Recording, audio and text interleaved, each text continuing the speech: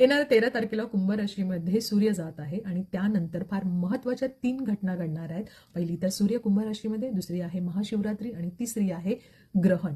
एक लक्षात घ्या, सूर्यग्रहण आहे आणि सूर्यग्रहणानंतर 15 दिवसानंतरच चंद्रग्रहण आहे. जेव्हा हा कालावधी 15 दिवसाचा असतो आणि काय महत्त्वाच्या गोष्टी जेव्हा घडणार आहेत, या सगळ्याचा इम्पॅक्ट आपल्या लाईफवर होतो. व्हायब्रेशन तसे स्ट्रॉंग असतात. त्याचबरोबर कुंभ राशीमध्ये पंचग्रही योग सुद्धा होत आहे. त्यामुळे खूप साऱ्या घटना या थोड्याशा वाईटही होतील. काही लोकांच्या पत्रिकेचे चांगले योग असतील तर चांगलेही होतील, पण बहुधा काही लोकांना त्रास तर होणार आहे. आणि कसा आणि का याचं मी तुम्हाला माहिती सांगणार आहे.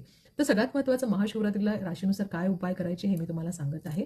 त्याचबरोबर सगळ्यात महत्त्वाचं, 13 तारखेला जेव्हा कुंभ राशीमध्ये सूर्य जाणार आहे तेव्हा सूर्य आणि शनी हे मित्र नाही आहेत. त्यामुळे जेव्हा तो त्यांच्या घरात जाणार आहे नक्कीच या गोष्टी त्रासदायक होतात.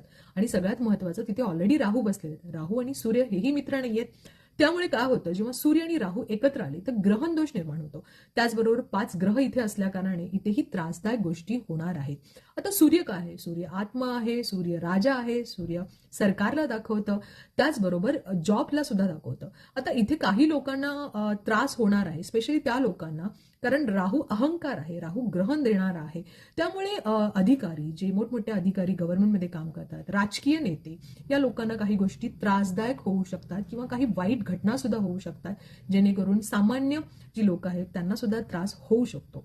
त्यामुळे सगळ्यात महत्त्वाचं, या घटना जेव्हा घडतात, भले ग्रहण हे म्हणजे इंडियामध्ये, म्हणजे भारतामध्ये दिसणार नाही, तरी पण त्याचे व्हायब्रेशन जे आहेत ते आपल्या प्रत्येकाला त्रास थोडासा होणारच. कारण व्हायब्रेशनचा प्रॉब्लेम किंवा आपल्या पत्रिकेनुसार जर ग्रहण नीट नसेल तर नक्कीच आपल्याला त्रास होतो. स्पेशली 7.5 ढैया यांची चालली असेल त्या लोकांनी खबरदारी घ्यावी. ज्यांची राहू महादशा, सूर्य महादशा, मंगल महादशा आहे त्या लोकांनीही स्वतःची काळजी घ्यावी. उपाय मी सांगणार आहे, बेस्ट पासून मीन पर्यंत प्रेडिक्शन ही सांगणार आहे की आपण काय करायचं, कसं करायचं. पण सगळ्यात महत्त्वाचं एक लक्षात घ्या की जेव्हा तुम्ही सूर्याला जेव्हा ग्रहण लागतं त्यामुळे चांगल्या गोष्टी सुद्धा होतात, कारण अहंकाराचा नाश होतो. राहू अहंकाराचा नाश करतो. त्यामुळे जी लोक साधना करतात, आध्यात्मिक आहेत, त्या लोकांसाठी खूप चांगली ऊर्जा तुम्हाला पाहायला मिळेल, चांगल्या गोष्टी सुद्धा असतील. पण 23 फेब्रुवारीला पुन्हा इथे मंगळ येणार आहे आणि अंगारक योग निर्माण होईल. त्यामुळे खूप साऱ्या वाईट दिवसानंतर राहूच्या नक्षत्रामध्ये, म्हणजे शतभिषा नक्षत्रामध्ये ऑलरेडी राहू आहेत आणि सूर्य ही पुन्हा राहूच्या नक्षत्रामध्ये जाणार आहेत आणि हा कालावधी महिनाभर असणार आहे. त्यामुळे युद्धा रिलेटेड काही गोष्टी तुम्हाला ऐकायला मिळतील, काही वाईट घटना ऐकायला मिळतील ज्या आपल्याला थोड्याशा त्रासदायक वाटतील. त्याचबरोबर सगळ्यात महत्त्वाचं म्हणजे रिलेशनशिपमध्ये सुद्धा तुम्ही थोडीशी शांतता ठेवा, पटकन गोंधळ करू नका, शांत विचार करून डिसिजन घ्या. पटकन चिडचिडी होणे, राग वाढणे या गोष्टी होतील. गाडी चालवताना नक्कीच काळजी घ्या, कारण खूप साऱ्या गोष्टी, ऍक्सिडेंट होणे किंवा मोठमोठ्या घटना तुम्हाला ऐकायला मिळतील.